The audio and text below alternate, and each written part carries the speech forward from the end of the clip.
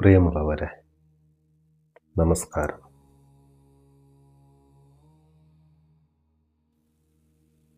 നമ്മളിന്ന് സംസാരിക്കാൻ പോകുന്നത് വിജ്ഞാൻ ഭൈരവ് തന്ത്രയിലെ വിദ്യകളെക്കുറിച്ചോ പുറത്തുള്ള ഏതെങ്കിലും ഒരു ലോകത്തെക്കുറിച്ചുമല്ല, മറിച്ച് നമ്മെക്കുറിച്ച് തന്നെയാണ്. നമ്മൾ ശ്വസിക്കുന്ന ഓരോ ശ്വാസവും നമ്മളോട് പറയുന്നത് വലിയ രഹസ്യങ്ങളാണ്. പക്ഷേ നമ്മുടെ തിരക്കിനിടയിൽ അത് കേൾക്കാൻ സമയമില്ലാതെ പോകുന്നു. പലരുടെയും ഉള്ളിലുള്ള ചോദ്യങ്ങളായിരിക്കാം, ശ്വാസത്തിൻ്റെ ഇടവേളയിൽ ശ്രദ്ധിച്ചാൽ എങ്ങനെയാണ് ഒരാൾക്ക് അവബോധം കിട്ടുകയെന്ന്, അല്ലെങ്കിൽ ലളിതമായ ഈ ഒരു വിദ്യ കൊണ്ട് എങ്ങനെയാണ് ഇത്രയും വലിയൊരു മാറ്റം നമ്മിൽ കൊണ്ടുവരാൻ കഴിയുകയെന്ന്. ഈ ചോദ്യം വളരെ പ്രസക്തമാണല്ലേ? എന്നാൽ ഈ ചോദ്യങ്ങൾക്ക് പിന്നിൽ നമ്മുടെ മനസ്സൊളിപ്പിച്ചു വെച്ച തെറ്റായ ഒരു ധാരണയുണ്ട്. ആത്മീയത എന്നത് വളരെ കഷ്ടപ്പെട്ട് നേടിയെടുക്കേണ്ട ഒരു നേട്ടമാണ് എന്നതാണ് ആ തെറ്റായ ധാരണ. സത്യത്തിൽ ഞാൻ ഉൾപ്പെടെ ഞാൻ കണ്ടിരിക്കുന്ന മിക്കവരും അങ്ങനെ ധരിച്ചവരാണ്. പക്ഷെ ആത്മീയത എന്നത് പുതിയതായി ഒന്നും നേടിയെടുക്കലല്ല എന്ന് മനസ്സിലാക്കാൻ കുറച്ച് കാലമെടുത്തു. നമുക്കറിയാം, നമ്മുടെ ഈ ലോകത്ത് വിജയമെന്നാൽ പുതിയതായി എന്തെങ്കിലും നേടിയെടുക്കുന്നതിനെയാണ്, അല്ലെങ്കിൽ നേടിയതിനെയാണ് സൂചിപ്പിക്കുന്നത്. അത് പണമോ പ്രശസ്തിയോ അല്ലെങ്കിൽ അധികാരമോ അങ്ങനെ എന്തുമാകാം. അതുകൊണ്ട് തന്നെ ആത്മീയതയെയും നമ്മൾ ഇത്തരത്തിലാണ് കാണുന്നത്.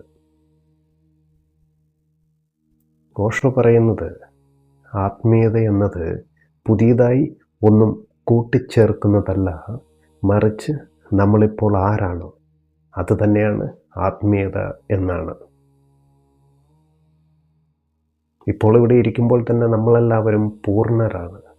നമുക്ക് കുറവുകളായി യാതൊന്നും തന്നെയില്ല. ഇത് നമ്മൾ മനസ്സിലാക്കണം. ഒരു വിത്തിനുള്ളിൽ ആൽമരം ഒളിഞ്ഞിരിക്കുന്നത് പോലെ നമ്മുടെ അബോധാവസ്ഥയ്ക്ക് പിന്നിൽ ഒരു ബുദ്ധൻ മറഞ്ഞിരിപ്പുണ്ട്. അതുകൊണ്ട് തന്നെ അവബോധം എന്നത് ഭാവിയിൽ നടക്കേണ്ട ഒരു കാര്യമേ അല്ല, അതിപ്പോൾ ഇവിടെയാണുള്ളത്. അത് കണ്ടുപിടിക്കുക മാത്രമേ നമ്മൾ ചെയ്യേണ്ടതുള്ളൂ. ഒരു കഥയിലൂടെ ഈ ആശയത്തെ വ്യക്തമാക്കുകയാണെങ്കിൽ, വർഷങ്ങളായി തെരുവിൽ ഭിക്ഷയാചിക്കുന്ന ഒരു മനുഷ്യൻ, അദ്ദേഹം ഒരു പഴയ പെട്ടിയുടെ മുകളിലാണ് ഇരിക്കുന്നത്. അവിടെ ഇരുന്നാണ് സാധാരണ അദ്ദേഹം ഭിക്ഷയാചിക്കുന്നത്. ഒരു ദിവസം ഒരു വഴിപോക്കൻ ആ വഴി പോയപ്പോൾ അദ്ദേഹത്തോട് പറയുകയുണ്ടായി, നീ ഇരിക്കുന്ന ഈ പെട്ടി ഒന്ന് തുറന്നു നോക്കിക്കൂടെ എന്ന്. യാചകൻ ചിരിച്ചുകൊണ്ട് മറുപടി പറഞ്ഞു, ഇതിലൊന്നുമില്ല, ഞാൻ കാലങ്ങളായി ഇതിന് മുകളിലാണ് ഇരിക്കുന്നതെന്ന്. എങ്കിലും വഴിപോക്കൻ്റെ നിർബന്ധത്തിന് വഴങ്ങി അയാൾ ആ പെട്ടി തുറന്നു. യാചകൻ ശരിക്കും അത്ഭുതപ്പെട്ടു പോയി. ആ പെട്ടി നിറയെ തങ്കക്കട്ടികളായിരുന്നു. സത്യത്തിൽ നമ്മുടെ അവസ്ഥയും ഇത് തന്നെയല്ലേ? നമ്മളെല്ലാം സന്തോഷത്തിനും സമാധാനത്തിനുമായി പുറത്ത് ഭിക്ഷയാചിക്കുകയാണ്. എന്നാൽ നാം ഇരിക്കുന്ന നമ്മുടെ ഉള്ളിൽ തന്നെ വലിയൊരു നിധിയുണ്ടെന്നുള്ള കാര്യം നമ്മൾ സത്യത്തിൽ മറന്നുപോയിരിക്കുകയാണ്. നീ ഒരു ചക്രവർത്തിയാണെന്ന് ആരെങ്കിലും പറഞ്ഞാൽ യാചകനത് വിശ്വസിക്കാൻ കഴിയില്ല. കാരണം യാചകനെന്നത് അയാളുടെ ഒരു സ്വഭാവമായി മാറിക്കഴിഞ്ഞിരുന്നു. ശ്വസന പ്രക്രിയ പോലുള്ള ലളിതമായ വിദ്യകളെ എന്തുകൊണ്ടായിരിക്കും നമ്മളെല്ലാവരും സംശയിക്കുന്നത്? അതിൻ്റെ കാരണമെന്നത് ബുദ്ധിമുട്ടുള്ള കാര്യങ്ങൾ ചെയ്യുമ്പോഴാണ് നമ്മുടെ ഈഗോ സംതൃപ്തമാകുകയുള്ളൂ. ഞാൻ വലിയൊരു കാര്യം ചെയ്തു എന്ന് അഹങ്കരിക്കാൻ ഇവിടെ വകയുണ്ട്. എന്നാൽ ശ്വാസം ശ്രദ്ധിക്കൂ എന്ന് പറയുമ്പോൾ അഹങ്കാരത്തിനിവിടെ സ്ഥാനമില്ല. നോക്കൂ, നമ്മുടെ മനസ്സെന്നത് വലിയൊരു കൗശലക്കാരനാണ്. വളരെ ബുദ്ധിമുട്ടുള്ള വിദ്യയാണെങ്കിൽ അത് പറയും, ഇത് നിനക്ക് പറ്റിയതല്ല കേട്ടോ, ഇത് വിട്ടുകളഞ്ഞേക്കാൻ. വളരെ ലളിതമായ വിദ്യയാണെങ്കിലോ, ഇത്ര ലളിതമായ കാര്യത്തിലൂടെ എങ്ങനെ നിങ്ങൾക്ക് അവബോധം ലഭിക്കും? ഇതൊക്കെ വെറും വിഡ്ഢിത്തമാണെന്നേ. ഇങ്ങനെയൊക്കെ മനസ്സ് നമ്മോട് പറഞ്ഞുകൊണ്ടിരിക്കും. ഈ രണ്ട് രീതിയിലൂടെയും മനസ്സ് നമ്മളെ ധ്യാനത്തിൽ നിന്ന് പിന്തിരിപ്പിച്ചുകൊണ്ടിരിക്കും. സത്യമെന്നത് ഇവിടെ വളരെ ലളിതമാണ്. മറിച്ച് നമ്മുടെ മനസ്സാണ് ഇവിടെ സങ്കീർണമായിരിക്കുന്നത്. നമ്മുടെ ബാഹ്യ വ്യക്തിത്വവുമായി നമ്മളിവിടെ അമിതമായ താതാത്മ്യം പ്രാപിച്ചുകൊണ്ടിരിക്കുകയാണ്. നമ്മുടെ ശരീരം എന്നതൊരു വസ്ത്രം പോലെയാണ്. വസ്ത്രം മാറുന്നത് പോലെ നമ്മുടെ വ്യക്തിത്വത്തെ മാറ്റി നിർത്താൻ നമുക്ക് കഴിയേണ്ടതുണ്ട്. നമുക്കുള്ളിലെ നിധിയെ മൂടി വച്ചിരിക്കുന്നത് ഇത്തരത്തിലുള്ള കുറച്ച് മണ്ണാണ്. ആ മണ്ണിനെ നീക്കം ചെയ്യാൻ വലിയ പാരയോ തൂമ്പയൊന്നും നമുക്ക് വേണ്ട. ഒരു ചെറിയ തവി മാത്രം മതി. ആ ചെറിയൊരു തവിയാണ് നമ്മുടെ ശ്വാസത്തിലൂടെയുള്ള ഈ അവബോധം. സ്നേഹമുള്ളവരെ, ആത്മീയത എന്നത് എവിടെയെങ്കിലും പോകാനുള്ള ഒരു യാത്രയല്ല. അത് നമ്മളിലേക്ക് തന്നെയുള്ള ഒരു മടക്കയാത്രയാണ്. നമ്മളെവിടെയാണോ അവിടെ തന്നെയാണ് നമ്മുടെ ലക്ഷ്യവും. അതുകൊണ്ട് തന്നെ ഈ ലളിതമായ ശ്വസന വിദ്യയെ ഒരു കളിയെന്ന പോലെ അനായാസമായി നമുക്കതിനെ സമീപിക്കാം. പ്രിയമുള്ളവരെ, നിധി നമ്മുടെ ഉള്ളിൽ തന്നെ ഉണ്ടെന്ന് നമ്മൾ ഇപ്പോൾ മനസ്സിലാക്കി. എന്നാൽ ശ്വാസത്തിലെ ഒരു ചെറിയ ഇടവേളയെ ശ്രദ്ധിച്ചാൽ എങ്ങനെയാണ് ഇത്രയും വലിയ മാറ്റം സംഭവിക്കുന്നതെന്നായിരിക്കും നമ്മുടെ അടുത്ത ചോദ്യം. ഇത് മനസ്സിലാക്കാൻ വേണ്ടി നമുക്ക് ആധുനിക ശാസ്ത്രത്തെയും തന്ത്രശാസ്ത്രത്തെയും ഒന്ന് കൂട്ടിമുട്ടിച്ചു നോക്കാം. ഒരുപക്ഷെ നമ്മൾ വിചാരിക്കുന്നത് വലിപ്പമുള്ളതിനാണ് ശക്തി കൂടുതലെന്നാണ്. ഹിമാലയം വലുതാണ്, അതുകൊണ്ട് അത് ശക്തിയുള്ളതാണെന്ന് നമ്മൾ കരുതുന്നു. എന്നാൽ ശാസ്ത്രം പറയുന്നത് മറ്റൊന്നാണ്. ഒരു വസ്തു എത്രത്തോളം ചെറുതാകുന്നുവോ അത്രത്തോളം അതിൻ്റെ വിസ്ഫോടന ശേഷി കൂടുമെന്നാണ്. നോക്കൂ, 1945 മുൻപ് നമ്മൾ ആരെങ്കിലും വിചാരിച്ചിരുന്നുവോ നഗ്നനേത്രങ്ങൾ കൊണ്ട് കാണാൻ കഴിയാത്ത ഒരു ചെറിയ ആറ്റം പൊട്ടിത്തെറിച്ചാൽ ഹിരോഷിമയും നാഗസാക്കിയും പോലുള്ള മഹാനഗരങ്ങൾ ചാമ്പലാകുമെന്ന് ഒരിക്കലും ചിന്തിച്ചിട്ടുണ്ടാകില്ല. പക്ഷെ അത് സംഭവിച്ചു. ഇതുപോലെയാണ് ആത്മീയ വിദ്യകളും.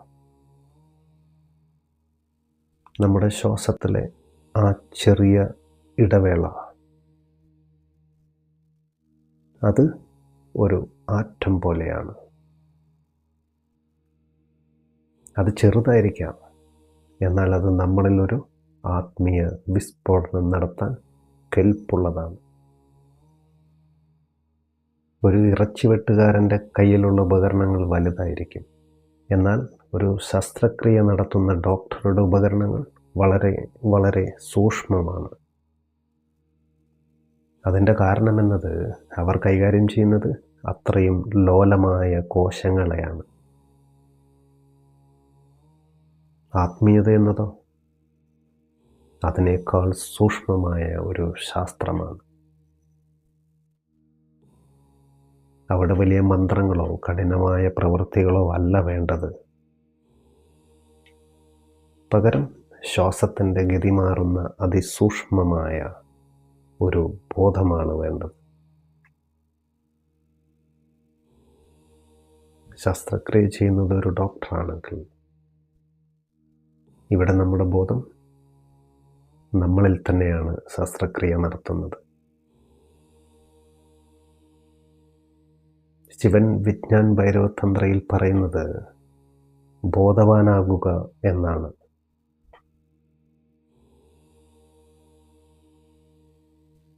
നമ്മൾ വിചാരിക്കുന്നത് നമ്മൾ ഉള്ളിലേക്ക് എടുക്കുന്ന ശ്വാസത്തെ നമ്മൾ അറിയുന്നുണ്ടെന്നാണ്. സത്യത്തിൽ നാം അറിയുന്നത് വായു നമ്മുടെ നോസ്ട്രിൽസിൽ സ്പർശിക്കുന്നത് മാത്രമാണ്. ഒരു കാറ്റ് വീശുമ്പോൾ മരങ്ങൾ അനങ്ങുന്നത് നാം കാണാറുണ്ടല്ലേ? പക്ഷെ കാറ്റിനെ നമ്മൾ കാണുന്നില്ല. പകരം ശ്വാസത്തിൻ്റെ ഫലം മാത്രമാണ് നാം അറിയുന്നത്. നമ്മൾ ഈ വിദ്യയിലൂടെ ശീലിച്ചത് അല്ലെങ്കിൽ ശീലിക്കുന്നത് ശ്വാസത്തിൻ്റെ ആ തിരിവിനെ കണ്ടെത്താനാണ്. ശ്വാസമകത്തേക്ക് പോയി പുറത്തേക്ക് വരാൻ തുടങ്ങുന്ന ആ നിമിഷം, ആ നിശ്ചലമായ ഇടമാണ് നമ്മുടെ ബോധത്തിൻ്റെ കേന്ദ്രമെന്ന് നമ്മൾ മനസ്സിലാക്കുകയുണ്ടായി. അവിടെയാണ് നമ്മൾ പ്രാണനെ അറിയുന്നതും. പ്രിയമുള്ളവരെ, നമ്മളും ബുദ്ധനും തമ്മിൽ ഒരേ ഒരു വ്യത്യാസമുണ്ട്. അതെന്താണെന്ന് നിങ്ങൾക്കറിയാമോ? ബുദ്ധൻ തൻ്റെ ശ്വാസത്തിലെ ആ ഇടവേളയെക്കുറിച്ച് ബോധവാനാണ്. എന്നാൽ നമ്മളത് അറിയുന്നില്ല എന്ന് മാത്രം. ഇത് മാത്രമേ ഉള്ളൂ നമ്മളും ഒരു ബുദ്ധനും തമ്മിലുള്ള വ്യത്യാസം. ഈ ഒരു വ്യത്യാസം വളരെ ചെറുതാണെന്ന് നമുക്കൊരു പക്ഷെ തോന്നാം. എന്നാൽ ഈ ഒരു ചെറിയ വ്യത്യാസമാണ് ഒരു യാചകനെ ചക്രവർത്തിയാക്കി മാറ്റുന്നത്. ഗൗതമ സിദ്ധാർത്ഥൻ എന്ന മനുഷ്യനിൽ നിന്ന് ബുദ്ധനിലേക്കുള്ള ദൂരം ഈ ശ്വാസത്തിൻ്റെ ദൂരമായിരുന്നു. 6 വർഷത്തെ കഠിനമായ പരിശ്രമത്താലാണ് ഈ ഒരു കൊച്ചു രഹസ്യത്തെ അദ്ദേഹം കണ്ടെത്തിയത്. സിദ്ധാന്തപരമായി ഈ നിമിഷം തന്നെ നമുക്കത് സാധ്യമാണ്. പക്ഷേ നമ്മുടെ മനസ്സത് ഒരിക്കലും സമ്മതിച്ചു തരില്ല. പ്രിയമുള്ളവരെ, നമ്മുടെ പരിശീലനങ്ങൾക്കായി തുടക്കത്തിൽ 1 മണിക്കൂർ നേരം നമ്മൾ മാറ്റിവെക്കേണ്ടി വരും. അതിന് കാരണമെന്നത് നമ്മുടെ എല്ലാം ശ്രദ്ധ പലയിടത്തായി ചിതറിക്കിടക്കുകയാണ്. റോഡിലൂടെ കാർ ഓടിക്കുമ്പോൾ ഒന്നും ദയവായി ശ്വാസം ശ്രദ്ധിക്കാൻ നോക്കരുത്. നോക്കിയാൽ പടമായി നമ്മൾ ചുമരിലിരിക്കും. ഇതിനായി നമ്മൾ വേണ്ടത് ശാന്തമായി ഒരിടത്തിരുന്ന് ഇത് ശീലിക്കുക എന്നതാണ്. ഒരിക്കൽ നമ്മൾ ശ്വാസവുമായി ഈ ബന്ധം സ്ഥാപിച്ചു കഴിഞ്ഞാൽ പിന്നീട് നമ്മൾ നടക്കുമ്പോഴും സംസാരിക്കുമ്പോഴും ഉറങ്ങുമ്പോൾ പോലും ഈ അവബോധം നമ്മളെ വിട്ടു പോകില്ല. അത് പതുക്കെ പതുക്കെ ശ്രദ്ധയിൽ നിന്ന് അവബോധത്തിലേക്ക് വളരും. ശ്രദ്ധ എന്നാൽ ഒരിടത്ത് മാത്രം കേന്ദ്രീകരിക്കൽ എന്നാണല്ലോ. അവബോധം എന്നാലോ എല്ലാറ്റിനെയും സാക്ഷിയായി നോക്കിക്കാണൽ എന്നാണ്. സൂക്ഷ്മമായതാണെന്നേ സത്യം. ശ്വാസമെന്ന അതിസൂക്ഷ്മമായ നൂലിലൂടെ നമ്മൾ നമ്മുടെ ആത്മാവെന്ന നിധിയിലേക്ക് പടിപടിയായി ഇറങ്ങിച്ചെല്ലുകയാണിവിടെ. ഇത് ലളിതമാണ്, പക്ഷേ ആത്മാർത്ഥമായ പരിശീലനം നമുക്ക് ആവശ്യമാണ്. പ്രിയമുള്ളവരെ, നമ്മളിപ്പോൾ ശ്വാസത്തെക്കുറിച്ച് പഠിച്ചു. അതിൻ്റെ സൂക്ഷ്മശക്തിയെക്കുറിച്ചും കുറേയേറെ മനസ്സിലാക്കി. ഇതുമായി ബന്ധപ്പെട്ട് നമ്മുടെ മനസ്സിലുണ്ടാവുന്ന ഏറ്റവും പ്രധാനപ്പെട്ട ഒരു ചോദ്യമായിരിക്കും, ഇത്രയും ലളിതമായൊരു കാര്യമാണെങ്കിൽ എന്തുകൊണ്ടാണ് നമ്മളിത് ചെയ്യാതിരിക്കുന്നതെന്നും എന്തുകൊണ്ടാണ് നമ്മളിത് നാളത്തേക്ക് മാറ്റിവെക്കുന്നതെന്നും. ഇതിൻ്റെ കാരണമെന്നത് നമ്മുടെ മനസ്സിൻ്റെ ആഴങ്ങളിൽ ഒളിഞ്ഞിരിക്കുന്ന ഒരു വലിയ ഭയമാണ്. ധ്യാനമെന്നാൽ മനസ്സിൻ്റെ മരണമാണെന്ന് നമ്മൾ മനസ്സിലാക്കുകയുണ്ടായി. നമ്മൾ ആരാണെന്ന് നമ്മൾ വിചാരിക്കുന്നുവോ, നമ്മുടെ പേര്, പദവി, ബന്ധങ്ങൾ എന്നിങ്ങനെയുള്ള അഹങ്കാരമെല്ലാം ധ്യാനത്തിലൂടെ അലിഞ്ഞു പോകും. നമ്മുടെ മനസ്സിനിത് വ്യക്തമായി അറിയാം. അതുകൊണ്ട് നമ്മൾ ധ്യാനിക്കാൻ ഒരുങ്ങുമ്പോൾ തന്നെ നമ്മുടെ മനസ്സ് അപകടത്തെ മണക്കും. അത് നമ്മോട് പറയും, ഇന്ന് സമയമില്ല, നാളെ ചെയ്യാം. അല്ലെങ്കിൽ ഇതൊക്കെ വെറും വിഡ്ഢിത്തരമാണെന്നൊക്കെ. യഥാർത്ഥത്തിൽ നമ്മൾ ധ്യാനത്തിലൂടെ സ്വാതന്ത്ര്യത്തിലേക്ക് നീങ്ങുമ്പോൾ നമ്മുടെ മനസ്സ് ഭയപ്പെടുകയാണ് ഇവിടെ. കാരണം സ്വാതന്ത്ര്യമെന്നാൽ പഴയ കെട്ടുപാടുകളുടെ അവസാനമെന്നാണ്. സത്യത്തിൽ മനുഷ്യൻ സ്വാതന്ത്ര്യത്തെ ഭയപ്പെടുന്നുണ്ട്. ഒരു ഉള്ളിയെപ്പോലെയാണ് നമ്മുടെ വ്യക്തിത്വം. ഒരു ഉള്ളിയെടുത്ത് അതിൻ്റെ ഓരോ തൊലിയും പൊളിച്ചു മാറ്റുകയാണെങ്കിൽ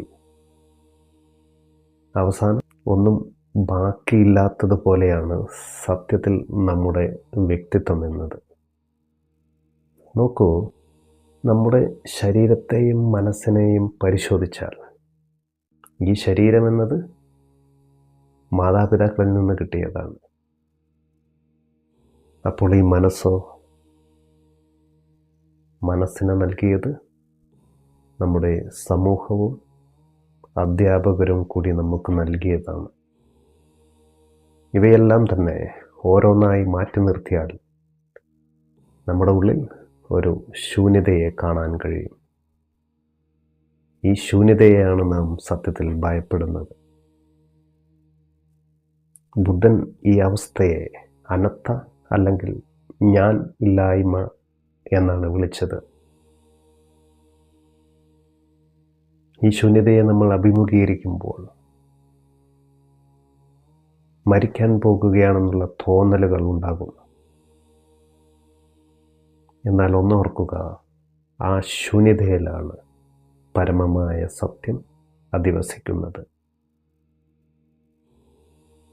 നമുക്കറിയാം, ലോകത്തുള്ള എല്ലാ ഭയങ്ങളുടെയും അടിസ്ഥാന കാരണം മരണഭയമാണ്. പിന്നെയുള്ള പണം നഷ്ടപ്പെടുമോ, പ്രിയപ്പെട്ടവർ വിട്ടുപോകുമോ എന്നിവയെല്ലാം തന്നെ അടിസ്ഥാനപരമായി നമ്മുടെ അസ്തിത്വം ഇല്ലാതാകുമോ എന്ന ഭയമാണ്. മരണം സുനിശ്ചിതമാണ്. ഇത് തിരിച്ചറിയുന്ന നിമിഷം ഭയം നമ്മിൽ അവസാനിക്കും.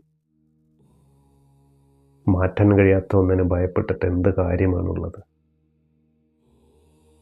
ബുദ്ധൻ തൻ്റെ ശിഷ്യരോട് ശ്മശാനത്തിൽ പോയിരിക്കാൻ പറയുമായിരുന്നു. കത്തിയെരിയുന്ന ചിത നോക്കി ധ്യാനിക്കാൻ പറയുമായിരുന്നു. ശരീരം വെറും ചാരമായി മാറുന്നത് കാണുമ്പോൾ ഞാൻ ഈ ശരീരമല്ല എന്ന ബോധ്യം അവരിൽ വരുവാൻ വേണ്ടിയായിരുന്നു ഇത്.